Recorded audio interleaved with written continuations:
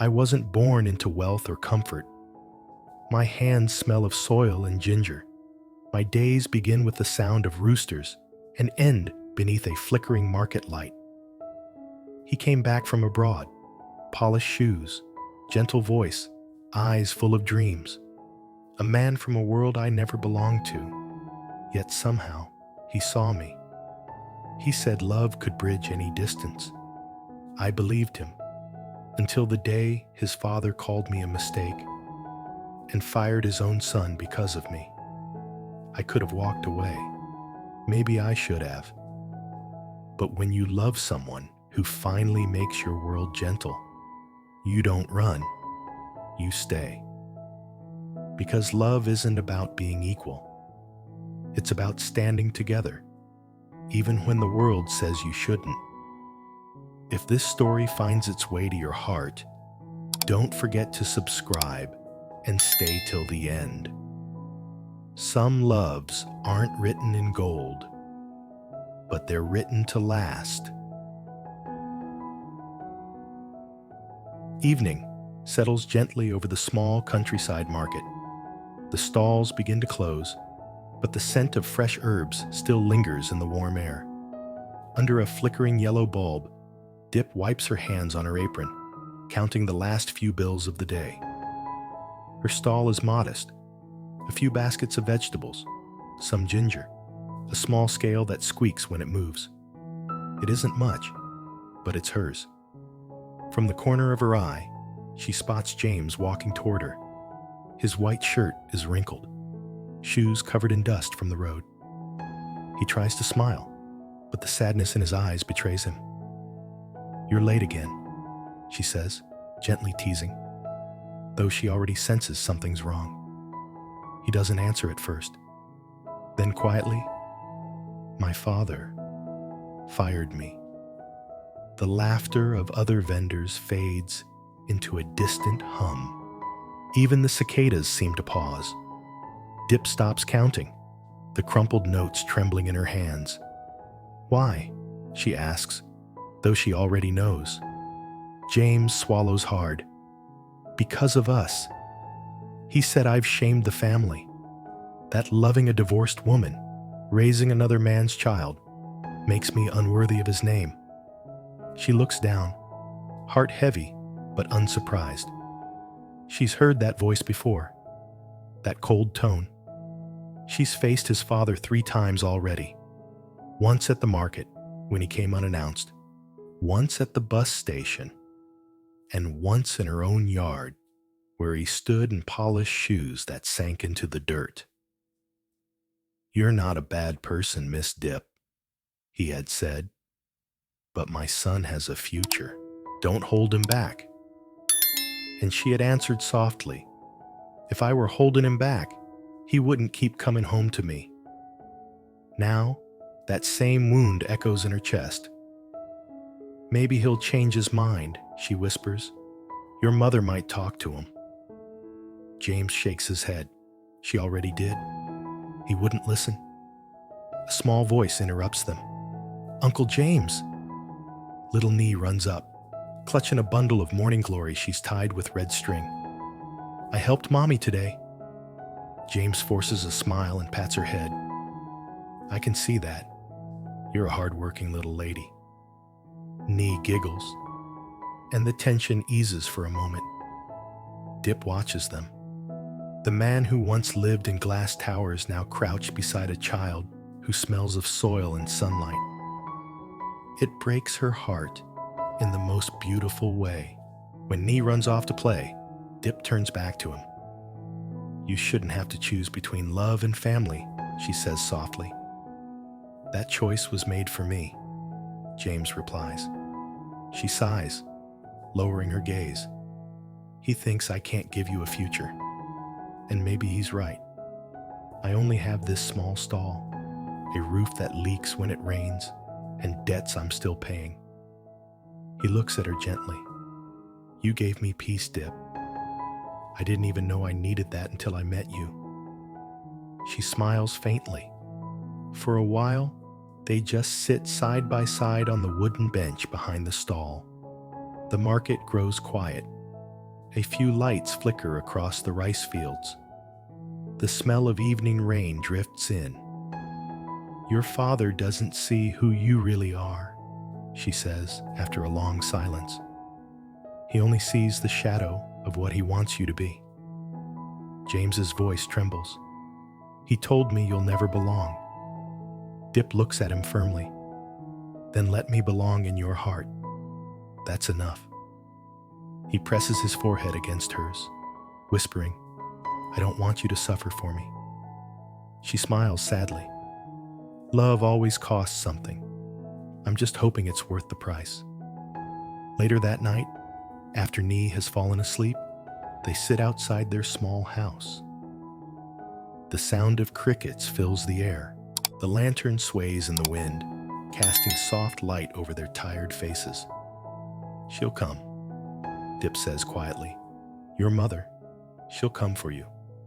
James frowns. "You think she'd travel this far?"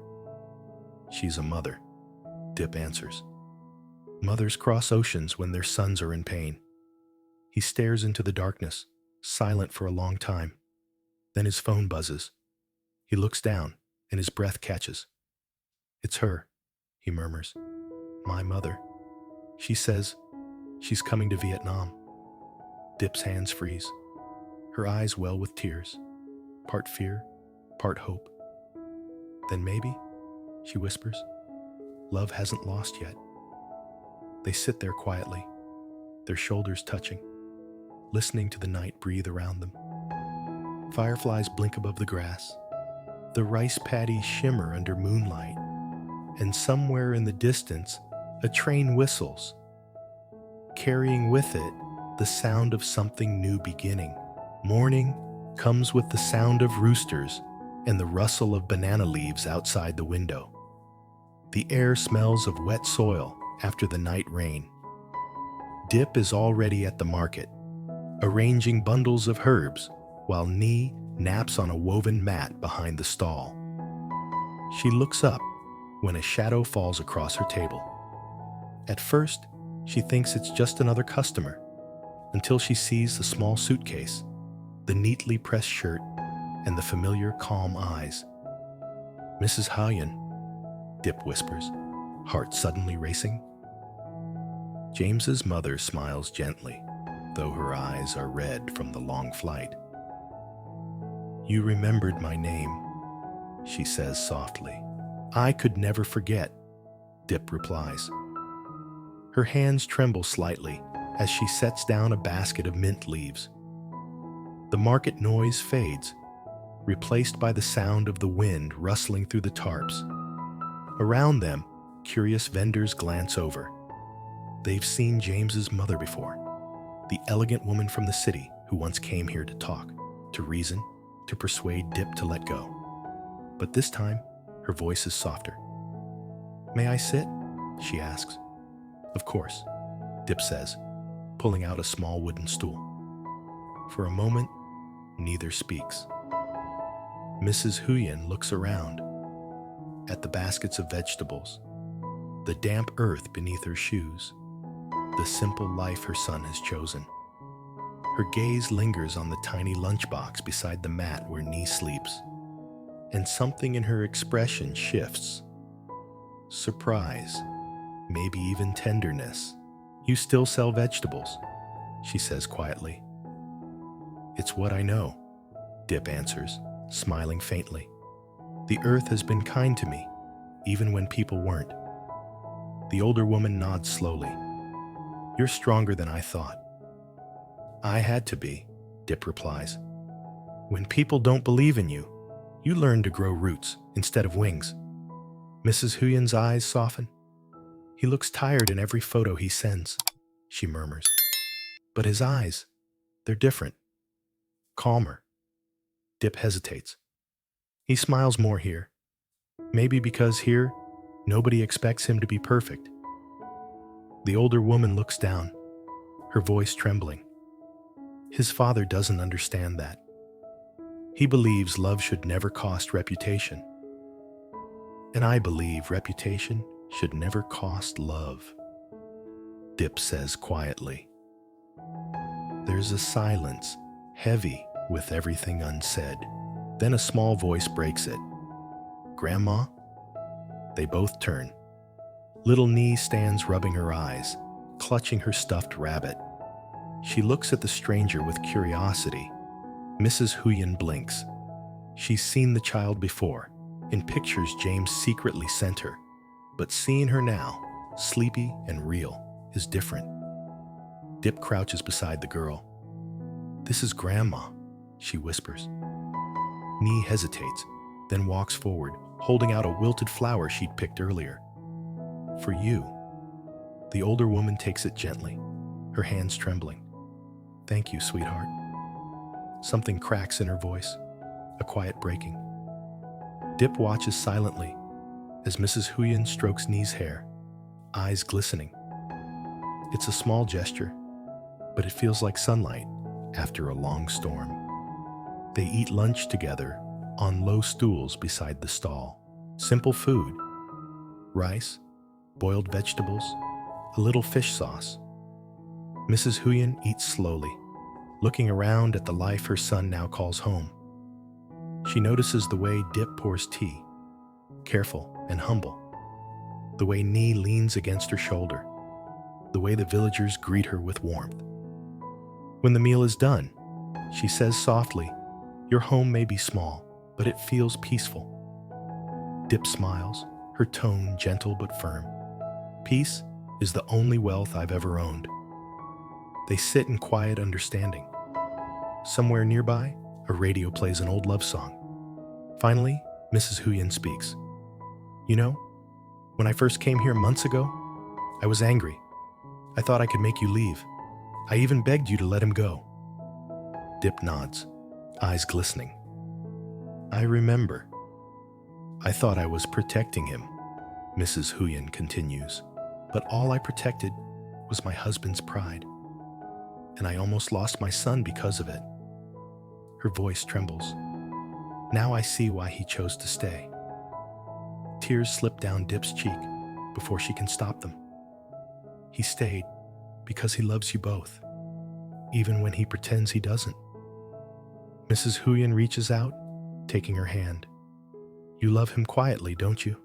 Like the way you water plants, enough to live, never to drown." Diep laughs softly through her tears. "Love shouldn't be noisy. It just needs to endure." They sit there for a while. Two women bound by the same love for one man, though in different ways. When James arrives later that afternoon, he freezes at the sight. His mother sitting beside Diep, knee on her lap. Laughter soft between them. For a moment, he doesn't believe it's real. "Mom," he whispers. She looks up at him and smiles, the same gentle smile Diep saw that morning. "I came to see your world," she says, "and now that I have, I think I understand." James's throat tightens. He moves closer, placing his hand over theirs. "Does that mean?" Mrs. Huyen interrupts, her tone tender but firm. "It means love doesn't disgrace a family. Pride does, when it blinds us." The three of them sit there, under the afternoon light that spills through the market roof. A patch of gold on faces still wet with tears, but brighter than they've been in months. The breeze carries the scent of basil and earth. And somewhere, a bell chimes. For the first time, Diep feels the weight lift. Not because the struggle is over, but because someone finally saw her for who she is. Not shame, not scandal, just love that stayed. And as James's mother takes Nee's tiny hand and smiles, Diep knows. Maybe this is how healing begins. In a quiet countryside market, love bloomed between two souls from different worlds. James, a wealthy man who studied abroad, and Diep, a humble vegetable seller, raising her little girl alone. Their love was pure, simple, until his father called it shame. Fired from the family company and cast out, James stayed by her side, choosing love over honor. But when his mother finally came to see the truth, the humble home, the child's laughter, the woman's quiet strength, something inside her changed. For the first time, she saw love not as a disgrace, but as grace itself. Because sometimes, the richest hearts are found in the poorest places. And sometimes, it takes losing everything to understand what truly matters.